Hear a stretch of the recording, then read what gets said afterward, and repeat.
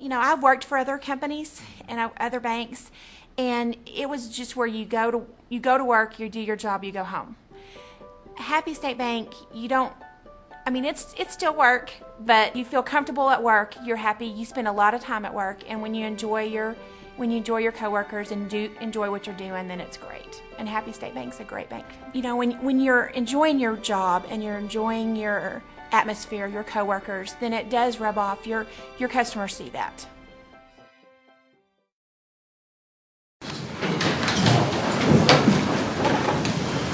Thank you for rising. If you'd help me welcome Reverend Greg Dow with the Central Church of Christ, will give our invocation. Thank you.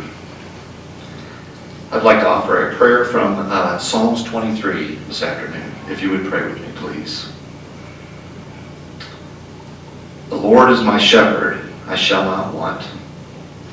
He makes me lie down in green pastures, and He leads me beside quiet waters. He restores my soul. He guides me in paths of righteousness for His name's sake. And even though I walk through the valley of the shadow of death, I fear no evil, for You are with me. Your rod and Your staff, they comfort me. You prepare a table before me in the presence of my enemies. You anoint my head with oil, and my cup overflows. Surely goodness and love will follow me all the days of my life, and I will dwell in the house of the Lord forever. Amen. Thank you. Will you join me in the Pledge of Allegiance? I pledge allegiance to the flag of the United States of America and to the republic for which it stands, one nation under God, indivisible, with liberty and justice for all.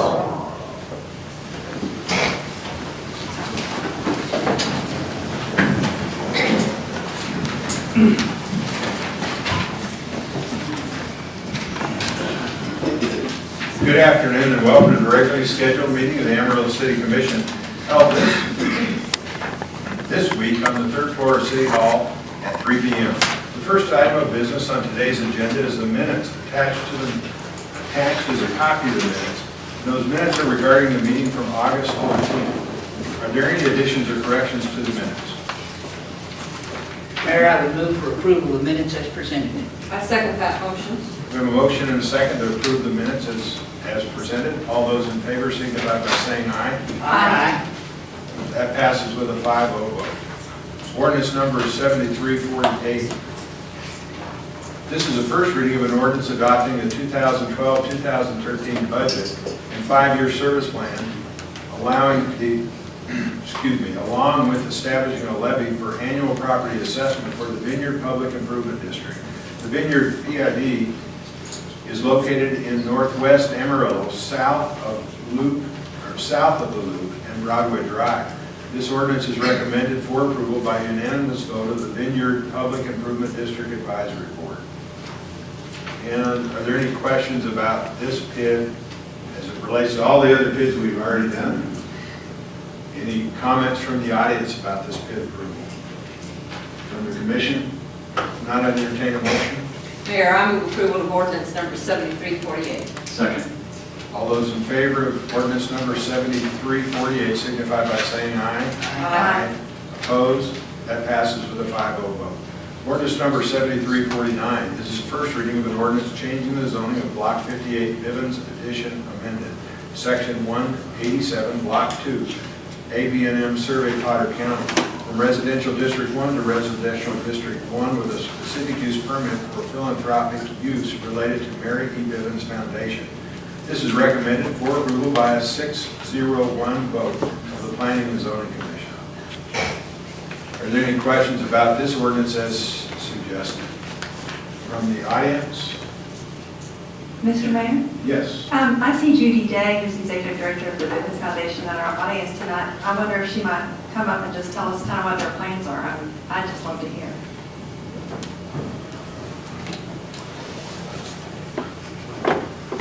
Thank you for that opportunity. My name is Judy Day, and I am the Executive Director of the Bivens Foundation.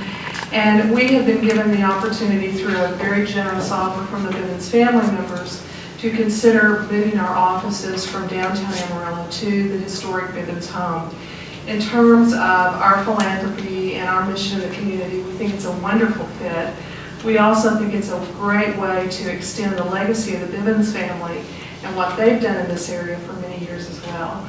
So it's certainly something that we are considering seriously and very excited that you all have this opportunity to consider it today. Judy, thank you. Thank you. And Judy, Yes, sir. while you're still here, I want to commend the Bivens Foundation and the Bivens family for your efforts to conserve this historical structure and what they're doing, and the way that they have done this with the neighbors in the neighborhood. Thank you. We have had the opportunity to visit with neighbors. We've been very candid with those discussions, had great conversation, and we are just privileged to have the opportunity to extend the legacy. It's a good deal. Thank you. Judy, thank you.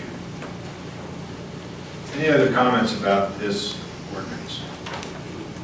From the commission? Not, I'd entertain a motion. Mayor, I move we approve ordinance number 7349. I second. All those in favor of ordinance number 7349 signify by saying aye.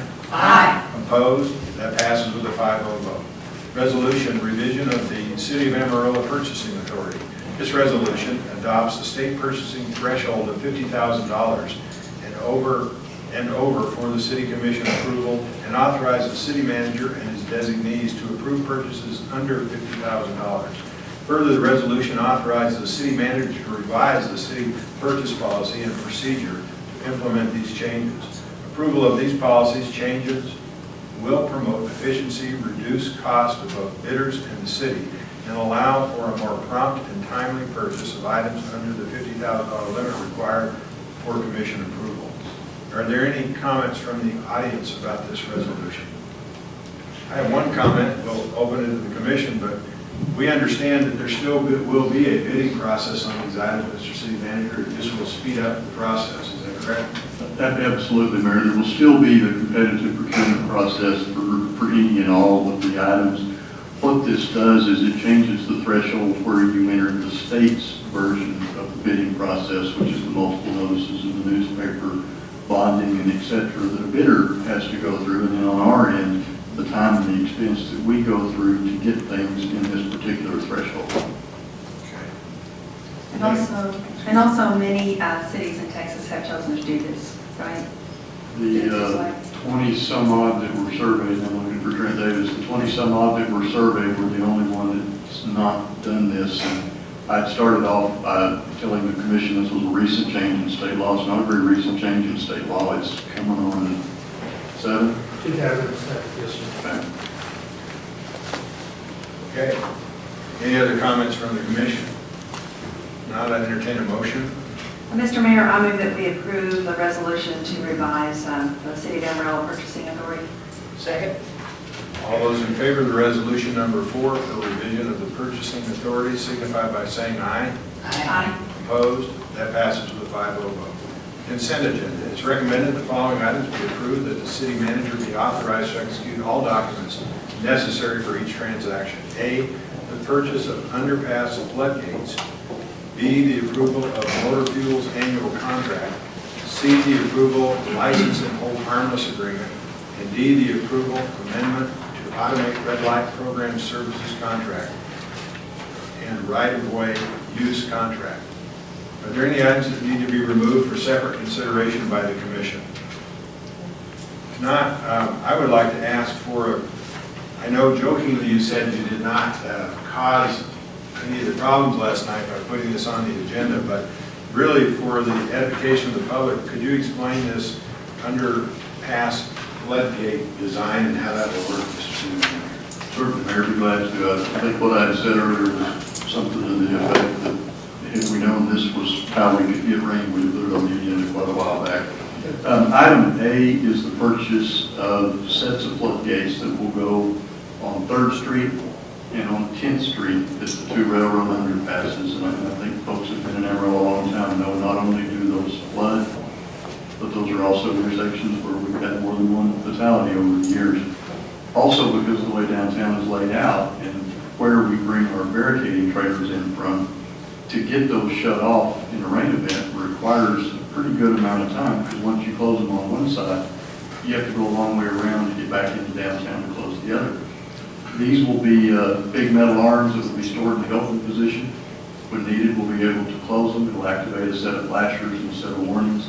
And primarily that is just to keep people out of those intersections when they fill up with water. So we're really glad to bring these forward, and certainly look forward to getting them installed. And then would you also comment on item D? That is an extension of this, but it doesn't preclude the board we appointed last week to consider changes. That is correct, Mayor. Item D, this is, it's titled amendment. It's handled through an amendment. It is actually the renewal of your contract for your red light photographic traffic enforcement deals. It does not change the program as it exists today. Any changes, additions, subtractions, movement of existing lines, that will all have to come back to you through the committee that you appointed last week for your ultimate decision. I entertain a motion in regard to the consent agenda. Mayor, I will move for approval of the consent agenda as presented. I second that motion. All those in favor of the consent agenda as proposed, please signify by saying aye. Aye. Opposed? That passes with a 5-0 vote. That concludes today's agenda for the meeting. We'll move back to executive session, but before we do that, the City Commission at this point customarily allows time for citizens of the community with matters pertaining to city policy, program, or services to bring those matters before the commission. And the floor is now open for such comments. If anybody, yes, sir, if you please come forward. And while you're coming forward, if you don't mind, I'm going to ask our city attorney to sort of state the parameters of these public comments. We've had questions about it. I just want everybody to understand our parameters. So before you begin, sir, we'll explain that. Thank you. Certainly, Mayor. According to the Texas Open Meetings Act, as interpreted by the Texas Attorney General, a public forum is subject to certain rules in order for us to have it on our agenda. First of all, it is only for matters not on today's agenda. And secondly, the governing body is limited in its response to someone coming during the public forum. This governing body is not allowed to deliberate. They are not allowed to debate.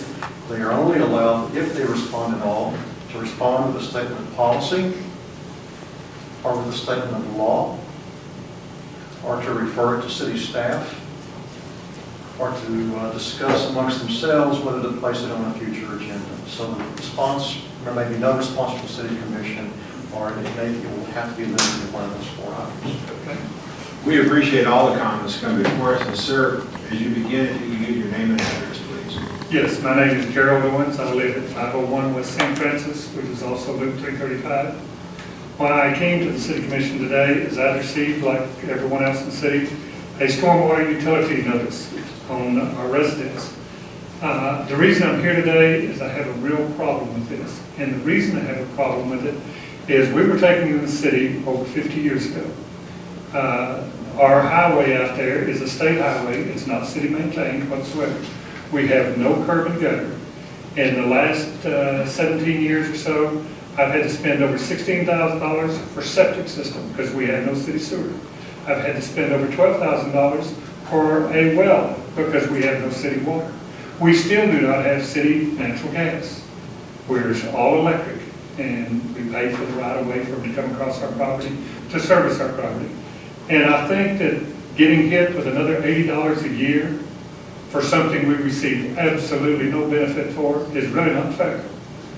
And we're not the only ones out there. But we do live on the loop, which is a state highway. But like I said, we have no curb, we have no gutter, we have no sewer systems, we have no water systems. We have nothing else out there. We provided all our stuff. Because even as we built our homes and go into the city with it, we received no help. We received nothing other than the fact we get a tax bill every year from the city and the hospital and the county and everything else. And I think this is just one more thing that we really need to address for people that don't receive any benefit from it. Sir, I would tell you that I actually asked maybe that you would remain after the meeting and talk to city staff about this to give you specifics. I'd be happy to visit with you too about how this was enacted. So just if you have time to stay a little bit. Sure. You know, we actually are going back into executive session, so it might be. Yes, Mr. City Manager. Mr. Owens, If you could, Michael Rice is in the back. Michael, could I get you to raise your hand, please? Back here. Mr. Rice is our Director of Public Works, the drainage utility and so forth falls under him. If you've got a moment, I think he'd be glad to visit with you and talk to you about that. I appreciate it. Thank you for coming. Mr. Owens, if you want to jot down my phone number, I welcome. Sure. If you have any further comments, it's 679-0911. Michael probably can answer this for you, but if you need to call me, feel free, please. Thank you, sir. Appreciate it. Thank you for Thank being you here. for your grace. Is there anyone else that would like to make a comment today? If not, we thank you very much for being here today. We'll move back to executive session.